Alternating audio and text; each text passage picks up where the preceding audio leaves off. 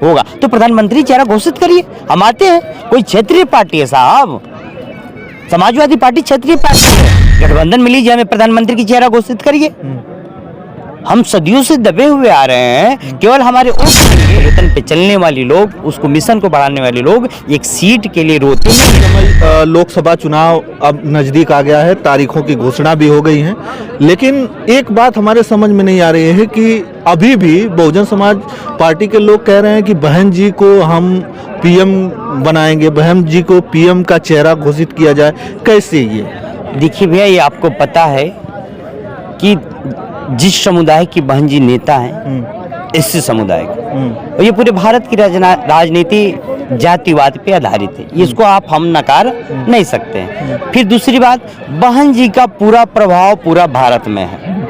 किसी से भी विपक्ष से, आप भी मीडिया कर्मी आप देख रहे हैं भैया कि सबसे प्रबल अगर नरेंद्र मोदी को कोई हरा सकता है, ताकतवर नेता है, सशक्त नेता है, और 4 बार बहन जी ने उत्तर प्रदेश में चला के दिखाया कि सत्ता कैसे चलाई जाती है, और यानी भारतीय जनता पार्टी को कोई हरा सकता है भैया तो सुश्री बहन कुमारी मायावती जी, क्योंकि पूरे उत्तर प्रदेश में, पंजाब में, झारखंड में, बिहार में, मध्य प्रदेश में, तेलंगाना में, मतलब संपूर्ण भारत में बहन जी की पार्टी के कार्यकर्ता मजबूती से चुनाव लड़ रहे हैं। अच्छा, ये भी तो कहा जा रहा है कि जो बहन जी हैं इस समय भाजपा की बी टीम है, कुछ भी होता है दलितों के साथ वो खड़ा नहीं होती हैं, बोलती नहीं है। वहीं एक चंद्रशेखर आजाद जी हैं, वो जो है सड़कों पर उतर जाते हैं। बिल्कुल, यह आपको याद करना होगा कि जब उस समय में 1984 में जब बहुजन समाज पार्टी की स्थापना होती है, और उससे पहले जब लड़कियों तो छोड़िए, लड़के लोग तक सड़कों पे नहीं निकलते थे,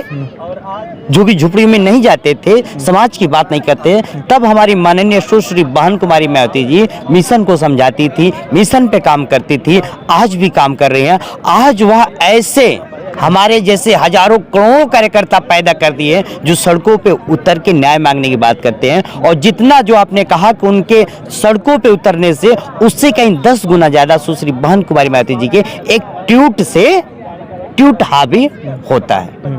तो आप ऐसे क्यों कर, बहन जी बोल रही हैं, उनकी ट्वीट के माध्यम से देखिए, इसमें आप समझ ही रहे कि बड़े नेता ट्वीट के माध्यम से अपनी आवाज उठाते हैं, और एक ट्वीट ही जो कि पूरी भारत की सरकार को हिलाने की क्षमता रखती है और हिलाती हैं। तो भैया गठबंधन में लीजिए ना, हमारी शर्त होगी ना भैया, गठबंधन में लीजिए, हमें प्रधानमंत्री की चेहरा घोषित करिए। हम सदियों से दबे हुए आ रहे हैं, केवल हमारे वोट लेंगे। कांग्रेस सदियों से लेते आ रही है, और आप जान रहे कि कांग्रेस नागनाथ तो भारतीय जनता पार्टी सापनाथ, दोनों एक सिक्के के दो पहलू हैं, एक सिक्के के दो पहलू हैं। चोर चोर मौसेरे भाई, मान्यवर मसीहा कांसीराम साहब कहे थे, और आज वो दिन आ रहा है कि जब कांग्रेस जाएगी तो भारतीय जनता पार्टी आएगी, और जब भारतीय जनता पार्टी जाएगी तो फिर बहुजन समाज पार्टी केंद्र पे आएगी, और हमारे कार्यकर्ता गांव-गांव चलो अभियान के तरह पूरे भारत में बस बहुजन समाज पार्टी से जोड़ने का और उनकी नीतियों को बताने का कार्य कर रहे हैं साहब। तो अखिलेश यादव भी जो है पीडीए लेकर चल रहे हैं, पिछड़ा दलित और अल्पसंख्यक की बात कर रहे हैं। तो वही तो अखिलेश यादव हो गया, जैन चौधरी हो गए, जैन चौधरी चले गए, फिर तेजस्वी यादव हो गए। ये लोग चाहते नहीं कि इंडिया गठबंधन में आए। आपने देखा कि राम गोपाल जी इंडिया गठबंधन में बहन जी पे अभद्र टिप्पणी किए कि इनको न लिया, तमाम चीज अंदर की बातें हैं। जो लोग नहीं चाहते कि इंडिया गठबंधन में आए। अच्छा, ये लोग नहीं चाहते क्या? क्योंकि ये आएंगी तो बहन जी शर्त पे आती हैं, क्योंकि हम अपनी समाज की बात करते हैं, हमें गुलामी नहीं पसंद है कि आप हमें अपने घर बुला लीजिए। जो हम आपके घर अगर आएंगे तो हमें शर्त रहेगी कि अगर मैं 3 साल या हमें प्रधानमंत्री का चेहरा जो भी हो, मतलब समाज हित में काम होगा तो प्रधानमंत्री चेहरा घोषित करिए। हम आते हैं, कोई क्षेत्रीय पार्टी है साहब, समाजवादी पार्टी क्षेत्रीय पार्टी है, लालू जी की पार्टी क्षेत्रीय पार्टी है, कांग्रेस बस राष्ट्रीय पार्टी है, बसपा भी राष्ट्रीय पार्टी है, तो सिर्फ तुम्हें प्रधानमंत्री बनोगे? ये 85 लोग सिर्फ वोट देने के लिए है। हमें भी वो तख्त तो ताज चाहिए जो बाबा साहब का मिशन धरातल पे उतर सके। अच्छा, चंद्रशेखर आजाद की हम बात करें तो वो जो है अखिलेश यादव के साथ में हमेशा रहते आए, कहे कि वो बड़े भाई हमारे, और अभी नगीना से वो दम भर रहे थे कि हम लड़ेंगे, यहाँ से चुनाव हम लड़ेंगे, और अभी अखिलेश यादव जी ने वहाँ पे प्रत्याशी भी अपना उतार दिया है। अब यह समझना होगा चंद्रशेखर जी को, अब यह सवाल पूछिएगा चंद्रशेखर जी के समर्थकों से कि चंद्रशेखर जी क्या आप कर रहे हैं? आप कहते हैं कि हम मानवर मसीहा कांसीराम साहब के चेले हैं, वंशज हैं। आप कहते हैं कि डॉक्टर अम्बेडकर साहब को मानने वाले हैं, तो डॉक्टर बी अम्बेडकर साहब को मानने वाले लोग को एक शर्त होती है, बिना शर्त के आपने उपचुनाव में समर्थन किया।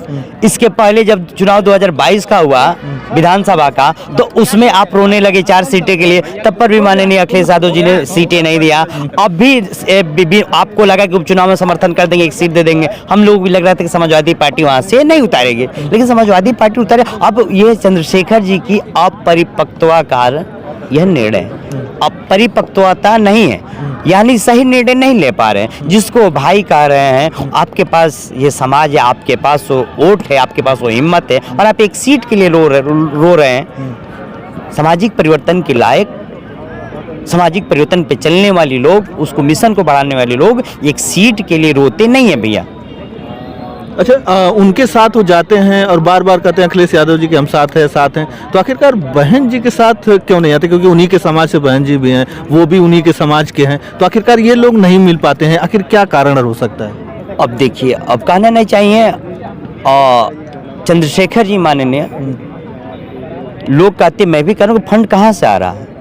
कहीं ना कहीं उन पे दबाव है। अच्छा, या तो समाजवादी पार्टी का अंदर से बातें हो, या तो भारतीय जनता पार्टी और चंद्रशेखर जी की बातें हो, जो उठाया जाता है। आपने देखा कि बहन जी के सामने हजारों नेता पैदा हुए और दफन भी हो गए। आपने देखा भैया, बाबू कुशवाहा जी से लेके अभी फिर एक मौर्य जी पार्टी छोड़ के गए, तो उसमें गए, फिर पार्टी बनाए, फिर इनको लॉन्च किया गया। फिर आपने देखा कि ये सोलदेव भारतीय जनता पार्टी के जो ये हैं ओम प्रकाश राजभर, ये भी कभी बहुजन समाज पार्टी के अध्यक्ष, मतलब आप सीधा बसपा को तोड़ने का बस काम किया जा रहा है। अच्छा, मतलब सीधा कर रहे हैं कि बी टीम जो है, हाँ, बी टीम ये लोग हैं। चंद्रशेखर जी हो गए, आपके ये समाजवादी पार्टी हो गई, आपके ये हो गए। भैया अगर बी टीम नहीं तो आप लीजिए सबको ना, एक साथ हराइए। क्या हमारा प्रतिनिधित्व तो नहीं देंगे? हमारा तो वोट हर जगह भी है ना, राजस्थान में भी हमारे विधायक इस समय। तो राजनीतिक के लोग कब क्या बदले इसको पता नहीं, इसलिए बहन कुमारी मायावती जी अभी भी धैर्यता रखी। कोई भी पक्ष पे आनी, मतलब ये कांग्रेस एंड कंपनी पे, इंडिया गठबंधन पे बहुत ज्यादा हमला नहीं बोल रही। वो चाहती कि भारतीय जनता पार्टी को हटाओ, अभी भी तुम गठबंधन हमें लॉन्च करो, प्रधानमंत्री चेहरा मैं आऊंगा। अंततः ये हमारा जहां तक मानना, अंततः बहन जी का प्रयास रहेगा कि भारतीय जनता पार्टी को बेदखल किया जाए। चलिए, बहुत बहुत धन्यवाद। हमारे साथ जुड़े थे जितेंद्र धनराज जी, जो युवा नेता है, बसपा के नेता।